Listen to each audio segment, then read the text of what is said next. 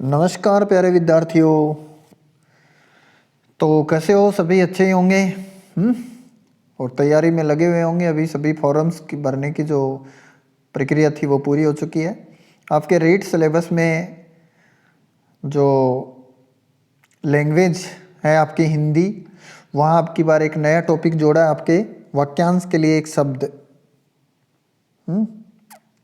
वाक्यांश, एक वाक्य दे दिया जाएगा आपको और उस वाक्यांश के लिए एक शब्द दिया जाएगा, या शब्द समूह के लिए एक शब्द भी बोलते हैं इसे।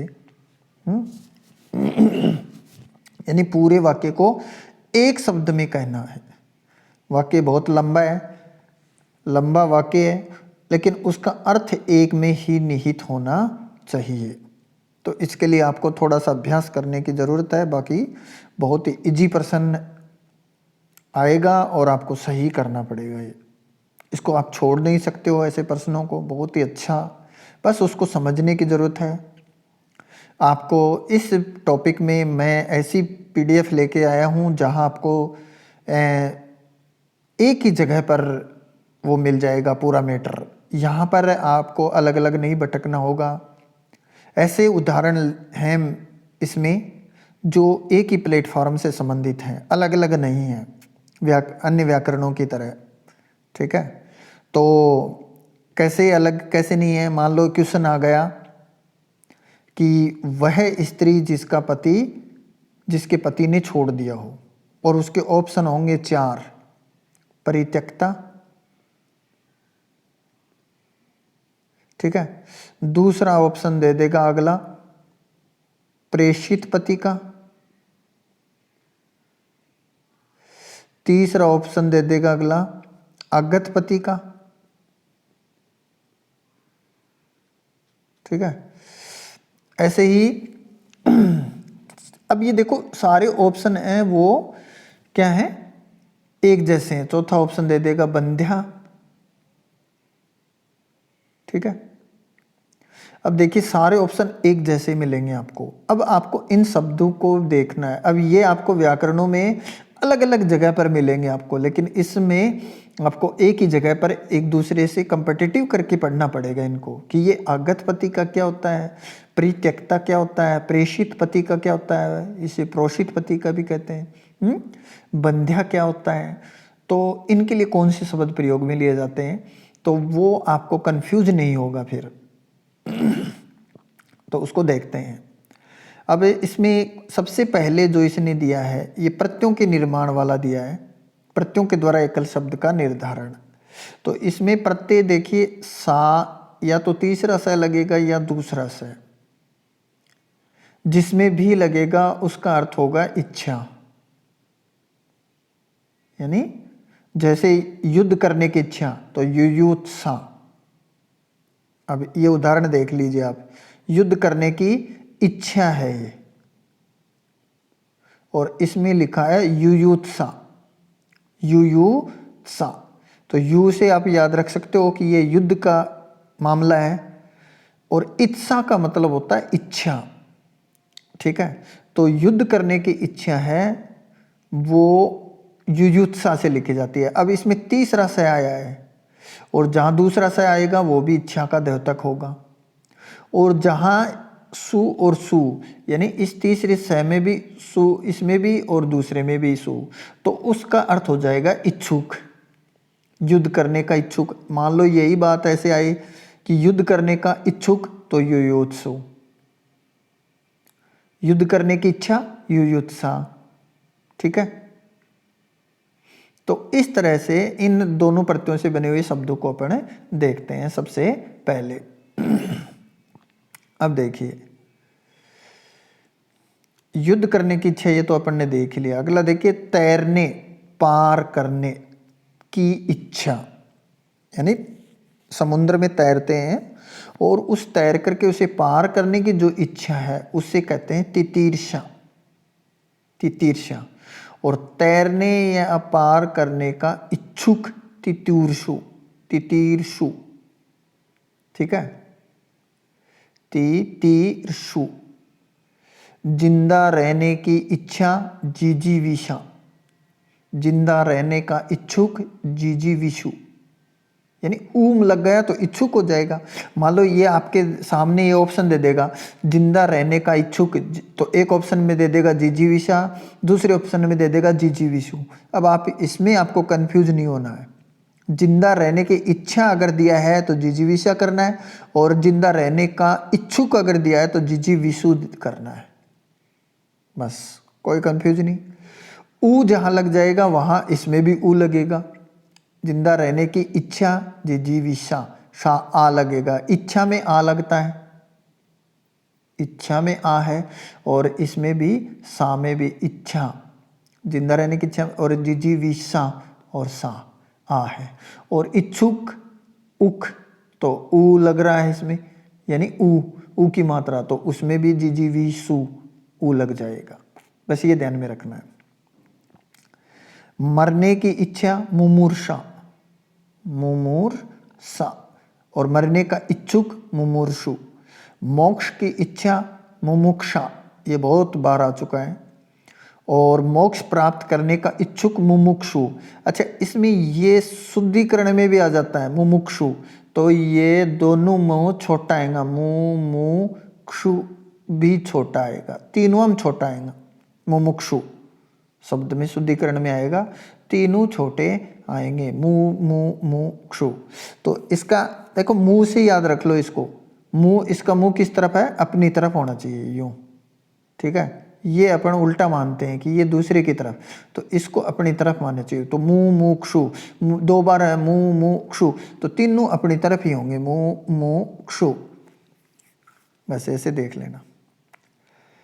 अगला है पीने की इच्छा, तो इसको पिपासा कहते हैं।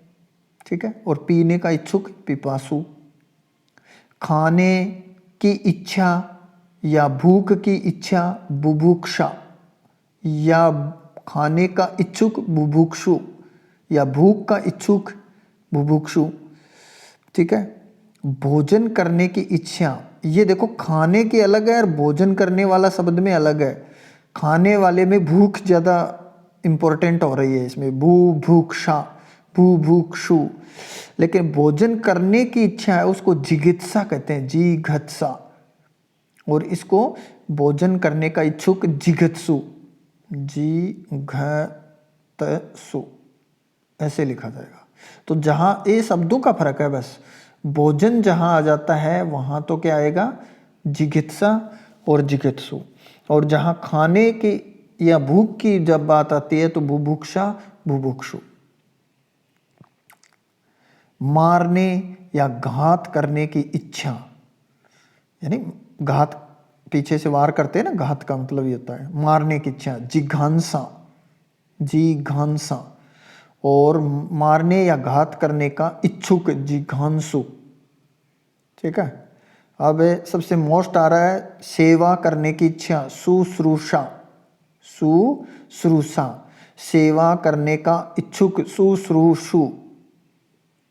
ये देखो, अब ये शब्द शुद्धिकरण में आता है बहुत बार और इसमें कंफ्यूज होता है।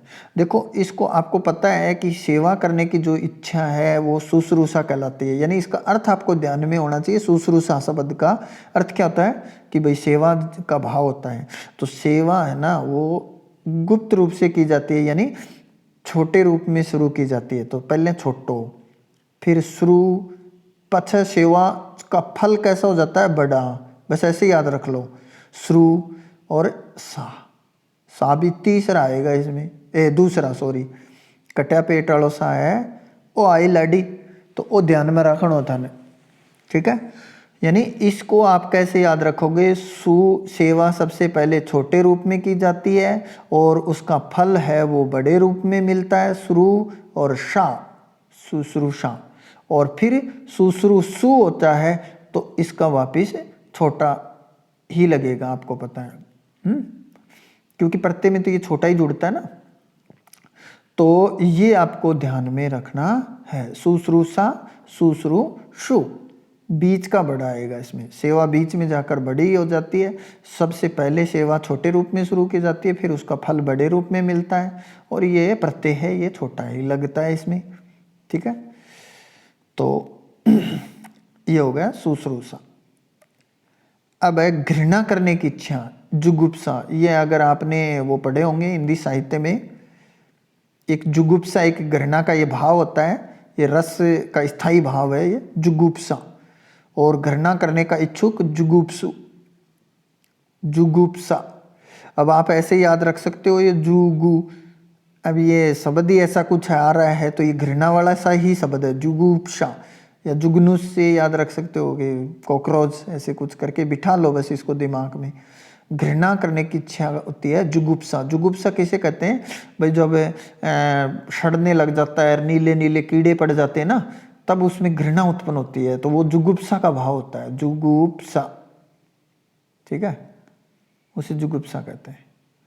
सृजन करने, सृजन का मतलब होता है निर्माण करने की इच्छा, सीसृक्षा, ये देखो शब्द ही ऐसे हैं, सीसृक्षा।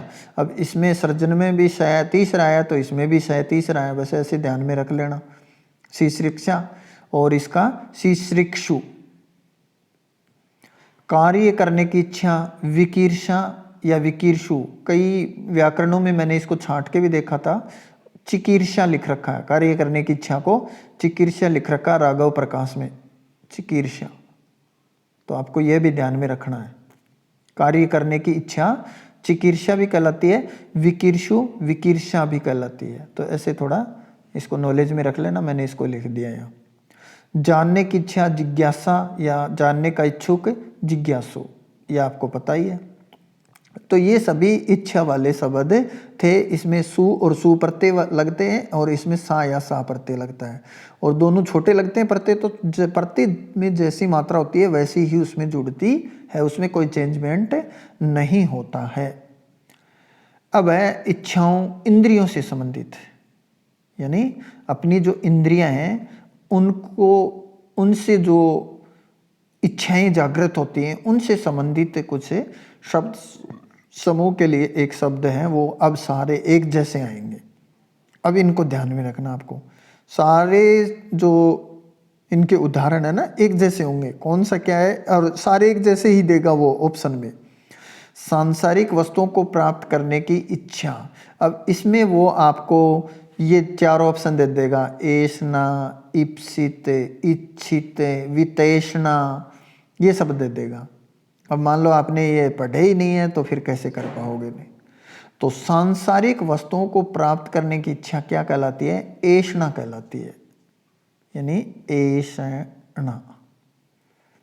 संसार में जो वस्तुएं हैं उन्हें प्राप्त करने की, और जैसे उस वस्तु का नाम आगे जुड़ जाता है, या ऐषणा का मतलब ही इच्छा होता है, ठीक है, उस वस्तु का नाम इससे पहले जुड़ जाता है। मान लो वित्त प्राप्त करने की इच्छा तो वित्तैषणा हो जाएगी, वित्तैषणा, वृद्धि संधि हो जाएगी उसमें, ठीक है। अब देखो, जिसकी कोई इच्छा न हो, निह स्पृह, निह स्पृह का मतलब भी इच्छा होता है, स्पृह, स्पृह का मतलब भी इच्छा होता है, तो निह का मतलब नहीं, जिसकी कोई इच्छा नहीं है वो निह स्पृह। और निरेह भी कहते हैं, निरीह, निरीह, ठीक है, जिसकी कोई इच्छा न हो वो निरीह भी कहलाता है। ये इसकी तोड़ेंगे तो ऐसे बनेगा, ये नी है प्लस ई है, बड़ी ई है का मतलब होता है इच्छा, नी है का मतलब होता है नहीं, और इसमें विसर्ग होने के कारण रे आ जाता है, ठीक है, ई स्वर है इसलिए इसमें विसर्ग के साथ में इसका मेल होता है तो रे आ जाता है, रे में फिर ये मात्रा जुड़ जाती है बड़ी की, इसीलिए ये निरीह शब्द बनता है। आगे देखिए, जो अपनी इच्छा से सेवा करे, स्वयं सेवक, जिसकी इच्छा की गई हो, इप्सित, यानी इच्छित, इप्सित को क्या होता है, जिसकी इच्छा की गई हो, इप्सित होता है वो, वह चीज जिसकी चाह हो, इच्छित, ये दोनों एक जैसे ही है, इप्सित इच्छित, इप्सित का मतलब भी वही इच्छित से है, जिसकी इच्छा की गई हो वो इप्सित होता है, चाह वाला ही होता है। संसार में धन प्राप्ति की इच्छा, वित्तैषणा, ये वर्धी संधि का उदाहरण है, वित्त प्लस ऐषणा। अब ये शुद्धिकरण में आ जाएगा या तोड़ के दे देगा आपको, तो आपको एक बात बताऊं, इसमें ए है और इसका ए है, ये दोनों मिलकर के ऐ में परिवर्तित हो जाएंगे। अब आपको ऐषणा शब्द शुद्ध करके लिखना आता हो तो ऐषणा ये गलत है, क्योंकि इसमें ऐ है, ये ऐ नहीं होता, ये ऐषणा ही होता है। ठीक है, इसमें ध्यान यही रखना है कि जिसमें प्रत्यय जुड़ा हो उसमें ऐ की मात्रा आएगी, बाकी किसी में ऐ की मात्रा नहीं आएगी। अब संसार में प्रसिद्धि प्राप्ति की इच्छा, लोकेशना, लोक जोड़ेशना वही हो जाएगी। लोक का मतलब संसार, ऐषणा का मतलब इच्छा। ठीक है, संसार में पुत्र प्राप्ति की इच्छा, पुत्रेषणा, वो सब में ऐषणा जुड़ जाएगा। इंद्रियों के द्वारा जानी जाने वाली वस्तु, गोचर, गो का मतलब होता है इंद्रियां। ठीक है, तो इंद्रियों के द्वारा जानी जाने वाली वस्तु है उसको गोचर कहते हैं। और इंद्रियों को वश में रखने वाला जितेंद्रिय, यानी जिसने इंद्रियों को जीत लिया है, ऐसे भी आ जाता है इंद्रियों को वश में रखने वाला भी जितेंद्रिय, इंद्रियों को जीत लिया हो जिसने, जितेंद्रिय।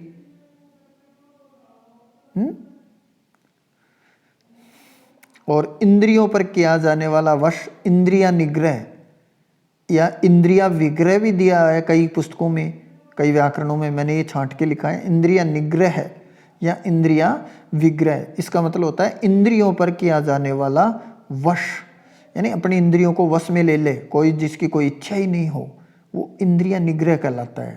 यानी जो साधु संत महात्मा होते हैं ना, जिनकी कोई इच्छा नहीं होती, वो इंद्रिया निग्रह हो जाते हैं, इंद्रिया विग्रह भी कहते हैं उन्हें। अब ये शब्द एक जैसे हैं, उदाहरण इनमें से उठा के देगा आपको, सारे एक जैसे हैं। अगला दे देगा कि इंद्रियों के द्वारा जाने वाली वस्तु, गोचर, जितेंद्रिय, इंद्रिया निग्रह, ऐसे। ठीक है, तो जिसने इंद्रियों को जीत लिया हो तो आपको दे देगा इंद्रिया निग्रह, जितेंद्रिय, अतीन्द्रिय। तो आपको इसका पता होना चाहिए।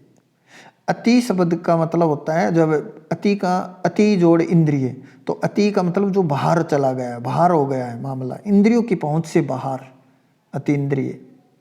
और इंद्रियों को नियंत्रित रखना, यमन, ये अलग ही शब्द है, यमन। ठीक है, इंद्रियों को वश में रखने का, वश में रखना है, वो यमन भी कहलाता है। और इंद्रियों पर किया जाने वाला वश इंद्रिया निग्रह या इंद्रिया विग्रह कहलाता है। और इंद्रियों को नियंत्रित रखना यमन कहलाता है। यानी शब्दों का ही फेर है बस इसमें। अब आपको स्त्री से संबंधित कुछ देख लेते हैं। ये देखो मैंने नीचे लिखा भी है, इंद्रियों को वश में करने वाला, इंद्रिय जीत, जो इंद्रियों के ज्ञान के बाहर है, इंद्रियातीत, ये अलग अलग कुछ और थे। और जिसका निवारण करना कठिन हो, दुर्निवार है। अब स्त्री से संबंधित, वह स्त्री जिसका पति मर चुका है, आप सभी को ही पता है, विधवा होती है। वह स्त्री जिसका पति मर चुका है वो क्या कहलाती है, विधवा। और वह पुरुष जिसकी स्त्री मर चुकी है, इसे क्या कहते हैं, वह पुरुष जिसकी स्त्री मर चुकी है। तो ये आप अगर पता है आपको तो कमेंट में कमेंट जरूर करना इसको, नहीं फिर मैं कमेंट में, पहले कमेंट में मैं इसका उत्तर लिख दूंगा। आप इसको जरूर बताना कमेंट करके, वह स्त्री जिसका पति मर चुका है, विधवा, और वह पुरुष जिसकी स्त्री मर चुकी है, क्या कहलाता है।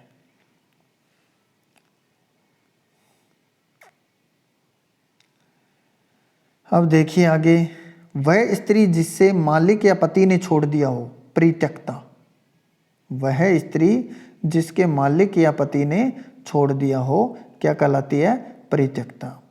और वह स्त्री जो संतानोत्पन्न, संतान जोड़ उत्पन्न, इसमें गुण संधि है भाई, करने में असमर्थ हो, बंध्या या बांझ भी कहते हैं। वह स्त्री जिसका पति परदेश से लौटा हो, ये बहुत बार आ चुका है, आगत पति का, यानी लौट चुका जो है, आ चुका है ना, तो आगत पति का। वह स्त्री जिसका पति परदेश से लौटा हो तो आगत पति का। और वह स्त्री जिसका पति परदेश गया हो तो प्रेषित पति का। प्रेषित का मतलब होता है जाना, प्रेषित पति का, पति का। ठीक है। और वह स्त्री जिसको जिसने अभी अभी स्नान किया हो, सद्देह स्नाता, सद्देह स्नाता। और वह स्त्री जिसे मासिक धर्म आया हो, रजस्वला, रजस्वला। ठीक है, ये अलग अलग हैं। इसमें दो और हैं, वो मेरे अभी ध्यान में नहीं आ रहे।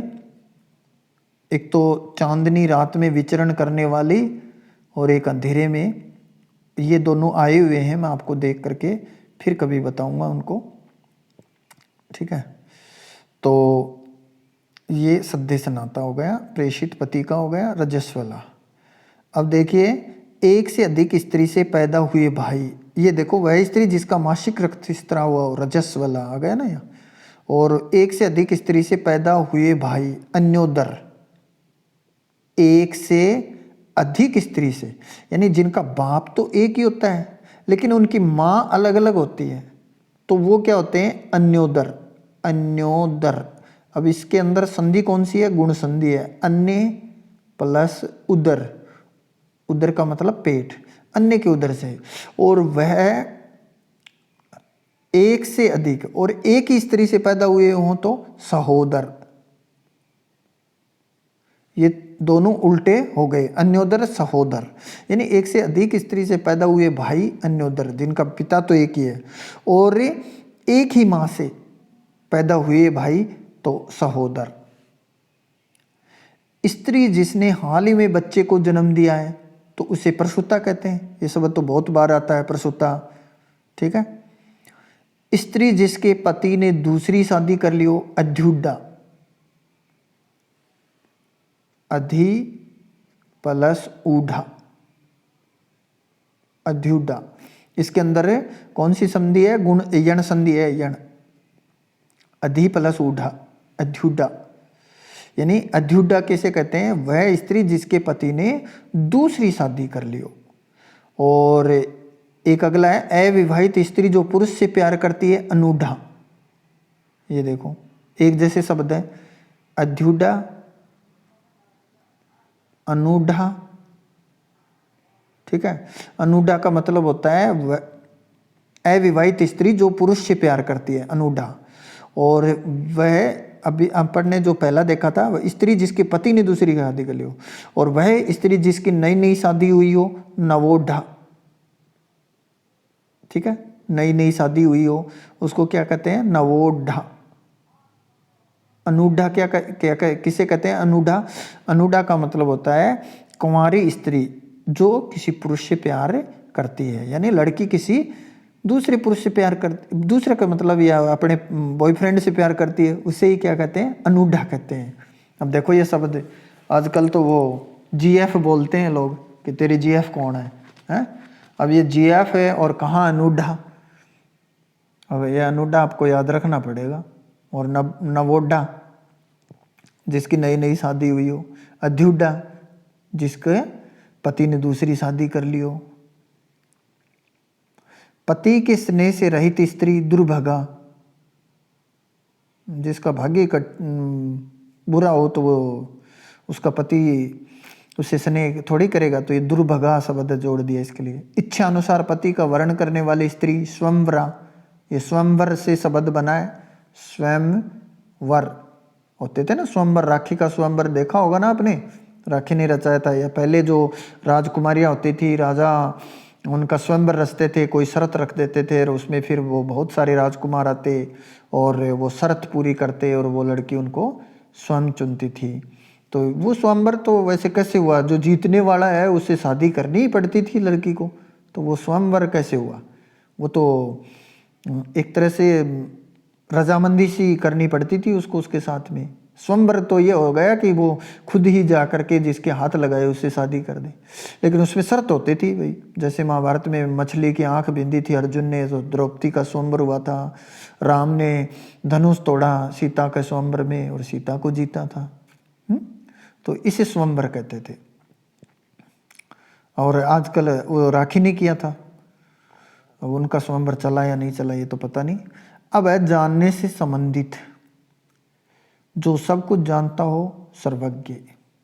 अब एक जैसे शब्द आएंगे सारे। जो सब कुछ जानता है, सर्वज्ञ। ज्ञ का मतलब ही जानना है, सर्व का मतलब सब कुछ।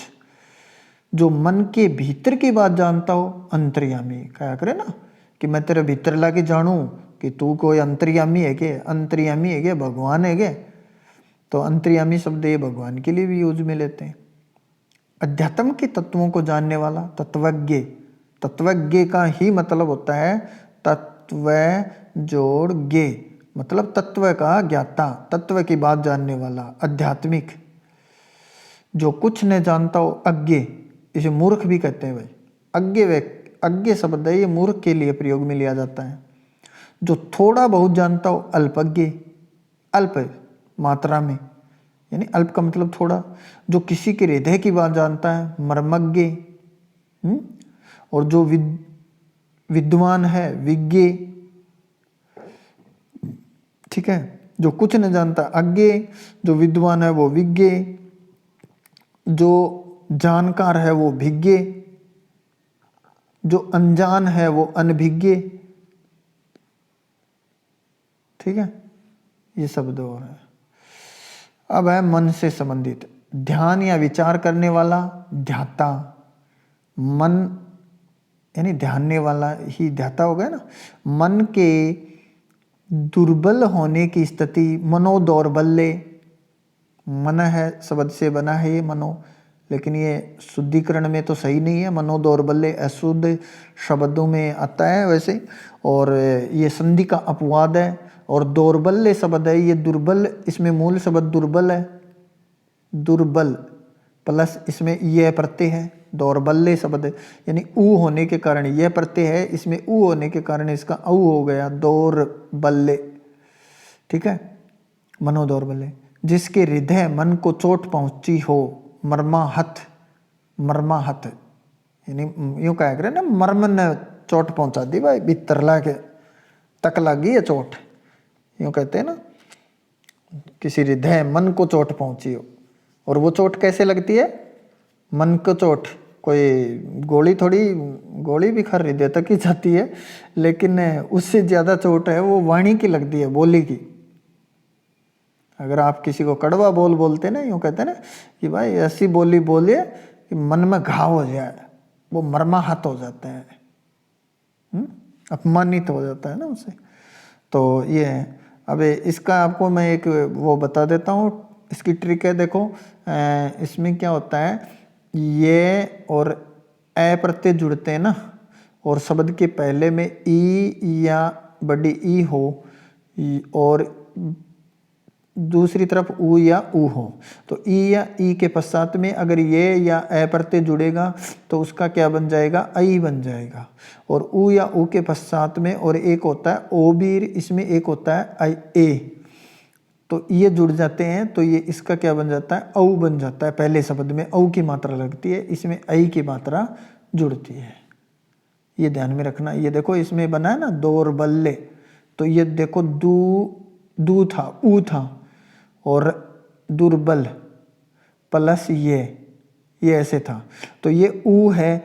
अब ये प्रत्यय जुड़ने के कारण इस ये ऊ तो हट गया, और यहाँ क्या बन गया? दऊ बन गया, औ की मात्रा जुड़ गई, दौर्बल्य।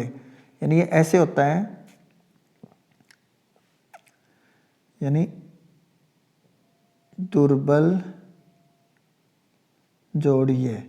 अब इसका ऊ प्लस ये मिलकर के क्या बना देंगे? औ बना देंगे, और ये औ किस में जुड़ जाएगा? इसी द में जुड़ जाएगा। दऊ र बल ल, पहला शब्द है, ये आधा हो जाएगा, और ये यानी ये प्रत्यय हमेशा याद रखना, ये प्रत्यय होगा वहीं होगा जहां उससे पहला शब्द आधा होगा। अगर आधा नहीं है तो वहां ये प्रत्यय नहीं है, बस ये ध्यान में रखना है। ये प्रत्यय वहीं होगा जहां ये से पहला शब्द है वो आधा होगा, आधा नहीं है तो वहां ए प्रत्यय होगा। कौन सा होगा? ए प्रत्यय होगा। ये होने पर भी ए होगा, वहां पर दिखाई ये देगा लेकिन उसमें प्रत्यय ए होगा। और अगर ये से पहले आधा है तो आप समझ जाना कि यहां ये प्रत्यय है। बिना सोचे समझे विश्वास करना, अंधविश्वास। जो चिंता से रहित हो, निश्चिंत, ये कहना निश्चिंत हो गया भाई, चिंता रहित, नी है जोड़ चिंत, इसमें सह का आगम हो जाता है। जो दूर की बात सोचता हो, दूरदर्शी, विषय का सूक्ष्मता से विश्लेषण करने वाला, विश्लेषण मतलब व्याख्या करने वाला दार्शनिक होता है। विषय का सूक्ष्मता से विश्लेषण करने वाला दार्शनिक। जिसका चित्त किसी एक बात पर स्थिर न हो, दुचित्तता, दुचित्तता, चित्त शब्द है इससे बना है। चित्त का मतलब होता है मन, ये शब्द एक जैसे हैं। चित्त जिसमें दो जुड़ गए, एक होता है चित्त कुछ नहीं जुड़ा, एक होता है चित्त हलंत वाला, ठीक है। तो ये दो वाला होता है, ये मन है, ये चित्त है, ये पीठ के बल करने वाला, जैसे कुश्ती करते हैं ना पहलवान, तो के भाई तने चित्त कर दियो, वो चित्त है। ये हलंत वाला है, ये हृदय से है, ये हृदय और मन के लिए एक जैसा ही आता है, लेकिन ये वो कहते हैं ना हृदय, वो हल्का होता है ना, ठीक है। तो ये ऐसे याद रख सकते हो आप। जो किसी वस्तु या व्यक्ति के प्रति आसक्त हो उसे अनुरक्त कहते हैं। आपने कभी ये पौराणिक धारावाहिक नहीं देखे क्या, कि मैं तुम्हारे प्रति अनुरक्त हूँ। और उनमें आपको जैसे चंद्रगुप्त का नाटक देखो तो उसमें बहुत बार आता है ये शब्द है। दुर्धरा, मैं तुम्हारे प्यार में अनुरक्त हूँ या तुम्हारे प्रति अनुरक्त हूँ। अनुरक्त होना का मतलब होता है किसी वस्तु या व्यक्ति के प्रति आसक्त होना, यानी उसके प्रति लगाव, प्रेम, प्यार में रहना उसके। शीघ्र प्रसन्न होने वाला, आशुतोष, ये लो। और ये इसमें बहुब्रीहि समास है भाई, आशुतोष। तोष का मतलब वही होता है, यानी तोष का मतलब ही वो हो जाता है, जैसे भोजन खाने के पश्चात क्या होते हैं, तृप्ति होती है ना उससे। आशु का मतलब होता है शीघ्र, शीघ्र प्रसन्न होने वाला। आशुतोष किसे कहते हैं, भगवान शिव को कहते हैं। शिव जी बहुत जल्दी प्रसन्न हो जाए, बहुत जल्दी क्रोधित हो जाए, ठीक है। शिव के लिए आता है आशुतोष शब्द, शीघ्र ही प्रसन्न हो जाता है। मन में होने वाला या स्वाभाविक ज्ञान, अंतर्ज्ञान, अंतः जोड़ ज्ञान से बनाए, अंतर के अंदर का ज्ञान। व्यक्ति जिसका ज्ञान अपने तक सीमित हो, कूप मंडूक, ये आरबीएससी बोर्ड में आया हुआ है, कूप मंडूक, ठीक है। कूप मंडूक, कूप का मतलब होता है कुआं, मंडूक का मतलब होता है मेंढक। कुएं में रहने वाला मेंढक होता है ना, उसका ज्ञान सीमित ही होता है। तो ये एक शब्द इसके लिए ही आता है कि वह व्यक्ति जिसका ज्ञान अपने तक सीमित हो उसे कूप मंडूक कहते हैं, कूप मंडूक। अब है असंभव से संबंधित, यानी ऐसी चीज जो असंभव लगे उससे संबंधित है जो शब्द है, जो यहाँ वहाँ न ले जाया जा सके। स्थावर, स्थावर का विलोम शब्द भी होता है ना, जंगम। स्थावर स्थिर जो रहने वाला होता है। वचन या वाणी द्वारा कहा न जा सके, अनिर्वचनीय, जिसकी गहराई या थाह का पता न लगा सके। थाह यानी तल, जिसकी गहराई या थाह का पता न लग सके। अगाध, वो कहते हैं ना अगाध समुद्र लहरा रहा है, तो अगाध आता है। जिसकी गिनती न की जा सके, अगण्य, यानी जिसकी गणना नहीं की जा सकती है, गिनती नहीं की जा सकी, असंख्य हो ना। जो विनाश को प्राप्त न हो सके, नित्य, यानी नश्वर जो है वो तो विनाश को प्राप्त होगा। जो नित्य यानी हमेशा, भाई सूरज और चांद ये हमेशा ही रहते हैं, ये विनाश को प्राप्त नहीं है, तो ये नित्य ही है। तो नित्य का मतलब जो चीज हमेशा है वो नित्य है, ठीक है। हाँ देखिए आगे, जिसका निवारण न किया जा सके, अनिवार्य। आपको वो होते हैं ना कि आपको एक तो अनिवार्य सब्जेक्ट लेना पड़ेगा, एक ऐच्छिक। अनिवार्य का मतलब ये लेना तो आपको जरूरी है, ये करना बहुत जरूरी है आपको, आप इसको टाल नहीं सकते। देखो आप फॉर्म भरते हो तब भी कई बार स्टार लगा होता है किसी चीज़ के, कि ये तो आपको मैंडेटरी रूप से भरना ही पड़ेगा, ये तो करना ही पड़ेगा, वो अनिवार्य है, यानी उसका कोई निवारण नहीं है। ऐच्छिक का मतलब आप इसमें से या इसमें से कोई ले सकते हैं, वो आपकी इच्छा पर है। जिसे तोड़ा न जा सके, अभेद्य, या इसका दूसरा एक और आ जाता है कि जिसे भेदा न जा सके वो अभेद्य होता है, जिसे जीता न जा सके अजय, ठीक है, या यूं भी कह सकते हैं जिसे हराया न जा सके वो भी अजय होता है, जिसका इलाज न उसके असाध्य, कई बार कहते हैं ना किसी तो असाध्य रोग हो गया है, ठीक है, तो जिसका कोई इलाज नहीं हो, जिसकी गहराई मापी न जा सकी वो अथाह है होता है, ये गहराई से है, और जिसके तल या गहराई का पता ही नहीं चल सके वो अगाध होता है, और जिसका त्याग न हो सके अपरिहार्य है, यो कहते हैं ना अपरिहार्य, और जिसका वर्णन न हो सकता हो अवर्ण्य, अवर्ण्य, अब ये अ जोड़ वर्ण जोड़ ये से बना है, जिसका वर्णन न किया जा सके अवर्ण्य। अब है अभाव से संबंधित, जिससे किसी प्रकार का भय या हानि न हो निरापद, यह बहुत बार आ चुका है, ये अलग ही है इसलिए आता है, ठीक है, जिससे किसी प्रकार का भय या हानि न हो निरापद, बहुत आरएस तक की परीक्षाओं में ये शब्द आता है निरापद, क्योंकि वो अलग ही 4 ऑप्शन दे देगा आपको, भयभीत, भयातीत, भय से दूर, और ये निरापद अलग ही रहेगा कि यार इस पे तो अंगुली जाएगी नहीं, तो इसको रटना ही पड़ेगा। जिससे किसी प्रकार का भय या हानि न हो वो क्या कहलाता है, निरापद कहलाता है। जिसका वर्णन करना असंभव हो, वर्णनातीत, यानी वर्णन से बाहर हो, वर्णनातीत, जिसके आने की तिथि मालूम न हो, तिथि का मतलब होता है दिनांक, ठीक है, और जो बिना दिनांक के आ जाए वो अतिथि होता है, अतिथि मेहमान, उसकी कोई तिथि का पता नहीं रहता। जिसका कोई शत्रु न, अजात शत्रु, जिसका कोई अजात, अजात का मतलब अ का मतलब नहीं, जात का मतलब जन्मा, शत्रु का मतलब शत्रु, जिसका कोई शत्रु न जन्मा हो या न शत्रु हो, अजात शत्रु भी गलत, अजात शत्रु। और शत्रुघ्न, शत्रु का विनाश करने वाला, शत्रुघ्न, शत्रुओं का विनाश करने वाला शत्रुघ्न होता है। जो वर्तमान में न हो, भूतपूर्व है, ठीक है, जो बीत चुका वही तो है वर्तमान, वर्तमान तो वर्तमान चल रहा, जो बीत गया वो है।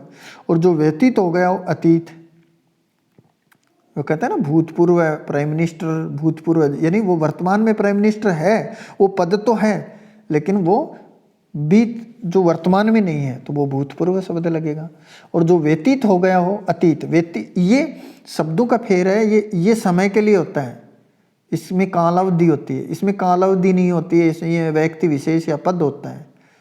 लेख जो पढ़ा हुआ न हो अपठित, अपठित गद्यांश पद्यांश इत्यादि, यानी जो आपने पढ़ा नहीं है। जिसके समान दूसरा न हो अद्वितीय, अनोखा जो होता है। जिसकी उपमा न हो अनुपम, अनुपम, ठीक है, जिसकी उपमा न की जा सके वो अनुपम होता है। और अन्य से संबंध न रखने वाला अनन्य, अनन्य, अन्य जोड़ अन्य, ठीक है, अनन्य, यही होता है इसका, अन्य जोड़ है अन्य। अब इसमें देखो ये होता है और ये हट जाएगा और इसकी मात्रा है इसमें पूरी लग जाएगी, यानी इसमें प्रत्यय जुड़ा हुआ है, अनन्य। और जिसके हृदय में ममता न हो निर्मम, कहते हैं ना निर्मम हो गया, ममता से रहित। और जिसके हृदय में दया न हो वो निर्दय होता है, निर्दय। जिसके समान संसार में कोई दूसरा न हो लोकोत्तर, यानी इस लोक से बाहर का हो, परे, उत्तर का मतलब परे। जिसकी आशा न की गई हो अप्रत्याशित, अप्रत्याशित का मतलब होता है अचानक, जिसकी आशा न की गई हो, कुछ ऐसी घटना हो जाए जो अचानक अप्रत्याशित। जिसकी आदि या प्रारंभ का पता न हो अनादि, अनादि शब्द ही भगवान शिव के लिए प्रयोग में लिया जाता है। जो कभी बूढ़ा न हो अजर, जर का मतलब होता है जर जरा, जर का मतलब होता है बुढ़ापा। जो मनुष्य से किए जाने योग्य न हो अमानवीय, जिसे अपना कर्तव्य नहीं सूझता हो किंग कर्तव्य विमूढ़, यानी कर्तव्य से विमुख हो जाता है ना, जो कर्तव्य का पता ही नहीं चलता वो किंग कर्तव्य विमूढ़, जिसका उत्तर न सूझे निरुत्तर, जैसा पहले कभी घटित न हो, न हुआ हो अभूतपूर्व, कि ये घटना तो अभूतपूर्व थी, ये तो पहले नहीं घटी, तो उसके लिए अभूतपूर्व होता है। अब है शरीर से संबंधित, बिना पलक झपकाए निर्निमेष। ठीक है, आपको व्याकरणों में इनके लिए और शब्द भी मिल जाएंगे, अपलक, बिना पलक झपकाए, अपलक, निर्निमेष, निमेष, ऐसे शब्द भी मिलते हैं। मांस से युक्त सामीश, जो आंखों से संबंधित हो, चाक्षुष, चक्षु शब्द है, ये आंखों के लिए आता है। ठीक है, चक्षु, चश्मे, चश्मे, एक होता है चश्मा, एक होता है चश्मे। चश्मा ऐनक को कहते हैं, चश्म झरने को कहते हैं।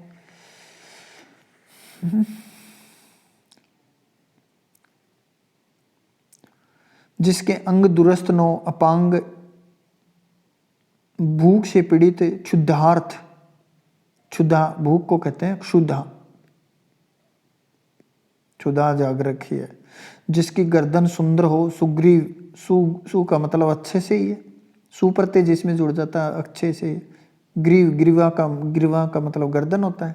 जिसकी भुजाएं लंबी हो, आजानु बाहु, इसका एक दूसरा है, जिसकी भुजाएं घुटनों तक हों, उसे भी आजानु बाहु कहते हैं। जानू का मतलब होता है घुटने, बाहु का मतलब भुजाएं। प्राणों को आघात पहुंचाने वाला, साघांतिक, स का मतलब सहित, घांतिक का मतलब घातक, और घातक वही होता है जिससे प्राण, क्यों कहते हैं ना घातक घाव हुआ है, जिससे प्राण ही चले जाए।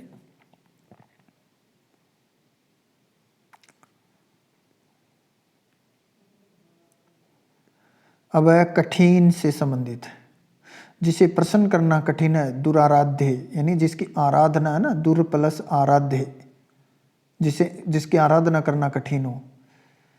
और जिसे लांघना बहुत कठिन हो, दुर्लघ्य, लघ्य शब्द से लांघना से बना है।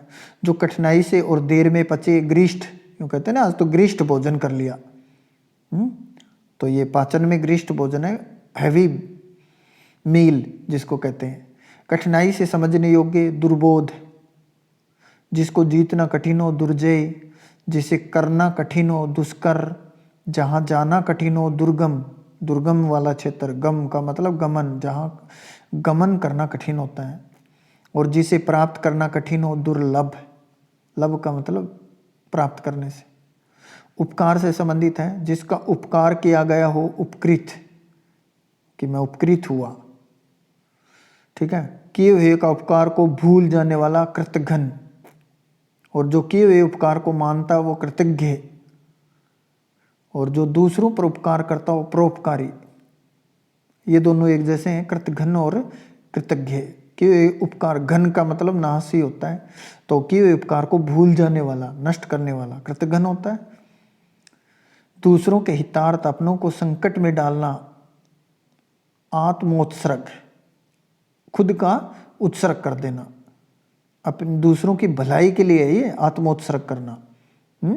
जैसे दधीची ऋषि ने अपनी हड्डियों का दान किया था, तो वो आत्मोत्सर्ग होता है। लेकिन कोई मान लो आतंकवादी अपने खुद के बम रख करके उड़ा देता है, तो वो दूसरों के लिए, तो वो आत्मोत्सर्ग नहीं होगा, क्योंकि वो तो आत्मघाती होगा, वो खुद को ही नष्ट करने वाला। तो उसमें दूसरों की भलाई होनी चाहिए, हित आना चाहिए उसमें। संसार का कल्याण चाहने वाला, भवभूति, देखो भव का मतलब होता है संसार और भूति का मतलब होता है कल्याण। ठीक है, समय से संबंधित, जो प्रारंभ से चला आ रहा हो, सनातन। ठीक है, परंपरा से चलाई बात या कथा, अनुश्रुति, ये आ चुका है बहुत बार, अनुश्रुति, क्योंकि ये थोड़ा अलग है। परंपरा से चली आई जो बात या कथन है उसको अनुश्रुति कहते हैं। घटनाओं का कालक्रम से किया गया वृत्त, इतिवृत्त, वृत्त का मतलब होता है वर्णन। जो अनादि और अनंत, सदैव एक सा रहे, शाश्वत, ये शाश्वत हमेशा जो रहता है। अनादि का मतलब होता है जिसका प्रारंभ से लेकर के अंत तक, अनंत तक, जो अनादि और अनंत है। अनादि का मतलब जिसका कोई प्रारंभ नहीं हो। सूर्योदय से सूर्यास्त का समय दिनमान, दोपहर के बाद का समय अपराह्न, क्या कहलाता है? अपराह्न, यानी दोपहर के बाद का जो समय ना, हाफ छुट्टी के बाद का, वो अपराह्न कहलाता है। और हाफ छुट्टी से पहले का पूर्वाह्न कहलाता है। और रात्रि व संध्या के बीच की बेला गोधूली बेला। गोधूली, गो का मतलब होता है गाय, धूल, धूली का मतलब होता है धूल, यानी वो समय जब गायें घर को आती हैं, उनके गो खुरों से जो धूल उड़ती है ना, उस बेला को गोधूली बेला कहते हैं। रात्रि होने से पूर्व का समय प्रदोष, प्रदोष काल कहते हैं ना, रात जब गुड नाइट का समय होता है ना, उससे पहले संध्या और रात के बीच का जो काल होता है ना, वो प्रदोष होता है। जो प्रत्येक कार्य में देर करता हो दीर्घ सूत्री, और बाद में होने वाली परवर्ती। ठीक है।